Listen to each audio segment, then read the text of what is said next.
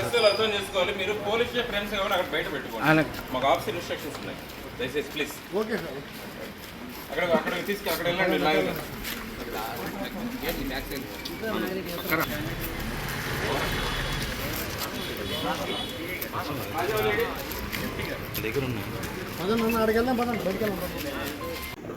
Photo sir దొరుకుతుంది. మన తర్వాత తీసుకుంటాం.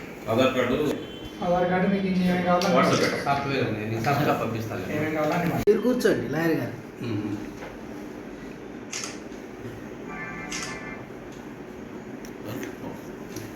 Thank you sir. Date is 19 sir. Date చాలా ఇంపార్టెంట్.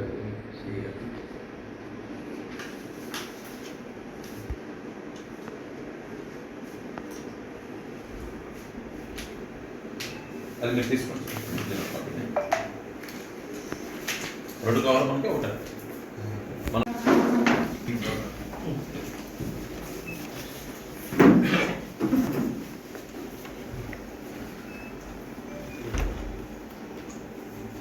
సార్ ఇది మీకు వాట్సాప్ పెట్టాను కదా సార్, ఐడియా ఉంది మీకు. అప్పట్లో చాలా పాత కేసు అది. దాంట్లో ఇది మీకు అది నోటీస్ పెండింగ్ ఉంది. మేము చూసాను న్యూస్ పేపర్లో చూస్తే.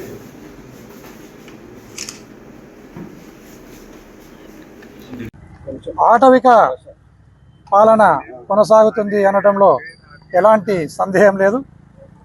లోకేష్ బాబు అంబేద్కర్ గారు రాసిన రాజ్యాంగాన్ని పక్కన పెట్టి ఆయన ఎర్రబుక్కును ఈ రాష్ట్రంలో ఫోర్సులోకి తీసుకొని రావటం జరిగింది.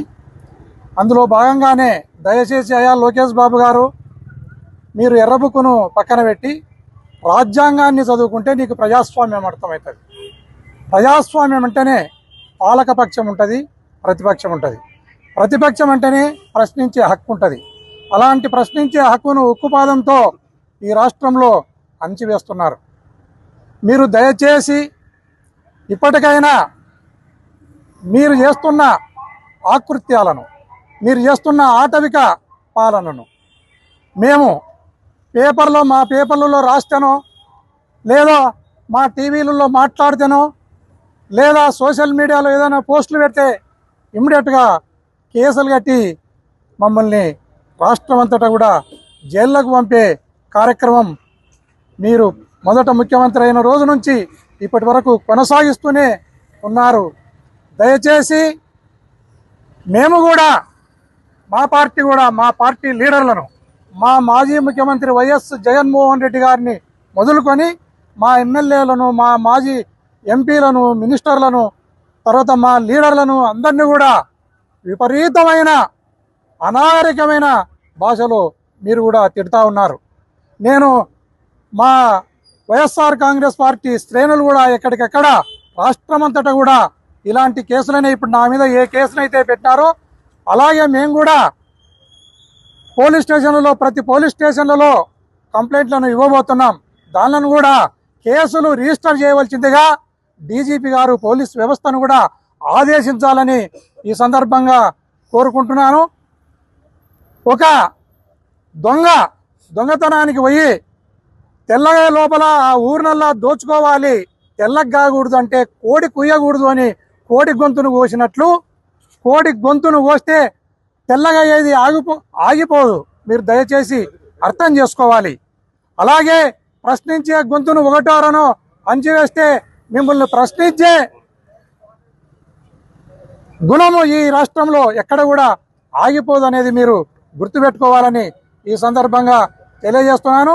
ఇప్పటికైనా సద్విమర్శను, సహేతుకమైన విమర్శను మీరు స్వీకరించాలి, లేదా దానికి రీజాండర్ ఇవ్వాలి, లేదా డిఫమేషన్ చేసుకోవాలి. అంతేగాని కేసులను రిజిస్టర్ చేయించే సాంప్రదాయానికి ఇప్పటికైనా మీరు పులి స్టాప్ పెట్టి సక్రమమైన మార్గంలో ముందుకు వెళ్ళాలని ఈ ప్రభుత్వాన్ని నేను కోరుకుంటున్నాను. ఏదో మాట్లాడినాను అన్న దానిపైన కేసును రిజిస్టర్ చేసినారు. ఆ కేసులోనే ఈరోజు 41 నోటీసును ఇవ్వటం జరిగింది.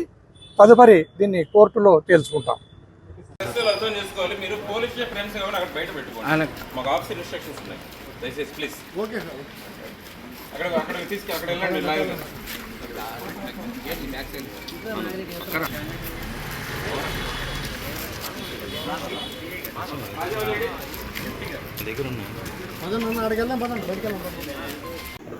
ఫోటో సార్ దొరుకుతుంది మన తర్వాత ఇస్తాం. ఆధార్ కార్డు మీకు ఇంకేమైనా కావాలా? వాట్సాప్ సాఫ్ట్వేర్ ఉంది, నేను సాఫ్ట్వేర్ పంపిస్తాను. ఏమేమి కావాలా అని మీరు కూర్చోండి లాయర్ గారు.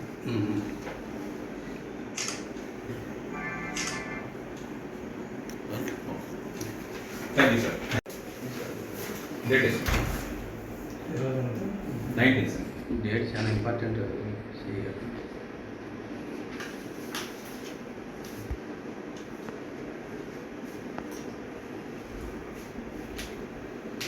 అది మీరు తీసుకోండి సార్. రెండు కావాలి మనకి ఒకటే.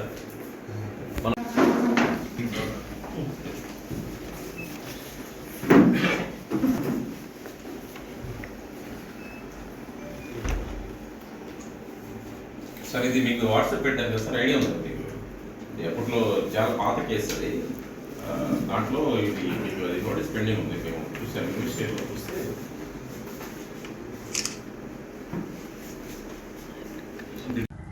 ఆటవిక పాలన కొనసాగుతుంది అనడంలో ఎలాంటి సందేహం లేదు. లోకేష్ బాబు అంబేద్కర్ గారు రాసిన రాజ్యాంగాన్ని పక్కన పెట్టి ఆయన ఎర్రబుక్కును ఈ రాష్ట్రంలో ఫోర్సులోకి తీసుకొని రావటం జరిగింది. అందులో భాగంగానే దయచేసి అయ్యా లోకేష్ బాబు గారు, మీరు ఎర్రబుక్కును పక్కన పెట్టి రాజ్యాంగాన్ని చదువుకుంటే నీకు ప్రజాస్వామ్యం అర్థమవుతుంది. ప్రజాస్వామ్యం అంటేనే పాలకపక్షం ఉంటుంది, ప్రతిపక్షం ఉంటుంది. ప్రతిపక్షం అంటేనే ప్రశ్నించే హక్కు ఉంటుంది. అలాంటి ప్రశ్నించే హక్కును ఉక్కుపాదంతో ఈ రాష్ట్రంలో అణచివేస్తున్నారు. మీరు దయచేసి ఇప్పటికైనా మీరు చేస్తున్న ఆకృత్యాలను, మీరు చేస్తున్న ఆటవిక పాలనను మేము మా పేపర్లలో రాస్తేనో, లేదా మా టీవీలలో మాట్లాడితేనో, లేదా సోషల్ మీడియాలో ఏదైనా పోస్టులు పెడితే ఇమ్మీడియట్గా కేసులు కట్టి మమ్మల్ని రాష్ట్రం అంతటా కూడా జైళ్ళకు పంపే కార్యక్రమం మీరు మొదట ముఖ్యమంత్రి అయిన రోజు నుంచి ఇప్పటి వరకు కొనసాగిస్తూనే ఉన్నారు.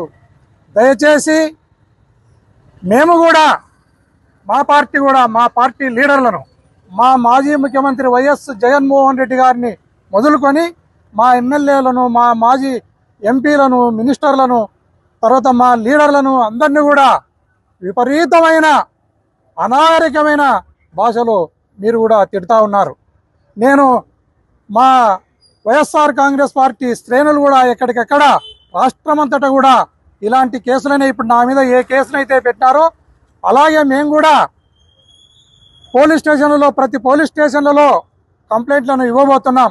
దానిలను కూడా కేసులు రిజిస్టర్ చేయవలసిందిగా డీజీపీ గారు పోలీస్ వ్యవస్థను కూడా ఆదేశించాలని ఈ సందర్భంగా కోరుకుంటున్నాను. ఒక దొంగతనానికి పోయి తెల్లగా లోపల ఆ ఊరినల్లా దోచుకోవాలి, తెల్లగా కాకూడదు అంటే కోడి కుయ్యకూడదు అని కోడి గొంతును కోసినట్లు, కోడి గొంతును కోస్తే తెల్లగా ఏది ఆగిపోదు. మీరు దయచేసి అర్థం చేసుకోవాలి. అలాగే ప్రశ్నించే గొంతును ఒకటోరనో అంచివేస్తే మిమ్మల్ని ప్రశ్నించే గుణము ఈ రాష్ట్రంలో ఎక్కడ కూడా ఆగిపోదు అనేది మీరు గుర్తుపెట్టుకోవాలని ఈ సందర్భంగా తెలియజేస్తున్నాను. ఇప్పటికైనా సద్విమర్శను, సహేతుకమైన విమర్శను మీరు స్వీకరించాలి, లేదా దానికి రీజాండర్ ఇవ్వాలి, లేదా డిఫమేషన్ చేసుకోవాలి. అంతేగాని కేసులను రిజిస్టర్ చేయించే సాంప్రదాయానికి ఇప్పటికైనా మీరు పులి స్టాప్ పెట్టి సక్రమమైన మార్గంలో ముందుకు వెళ్ళాలని ఈ ప్రభుత్వాన్ని నేను కోరుకుంటున్నాను. సార్, ఇప్పుడు ఏ కేసు మీద మిమ్మల్ని పిలిపించారు సార్? మీకు ఏ కేసు మీద? ఏదో మాట్లాడినాను అన్న దానిపైన కేసును రిజిస్టర్ చేసినారు. ఆ కేసులోనే ఈరోజు 41 నోటీసును ఇవ్వటం జరిగింది. తదుపరి దీన్ని కోర్టులో తేల్చుకుంటాం.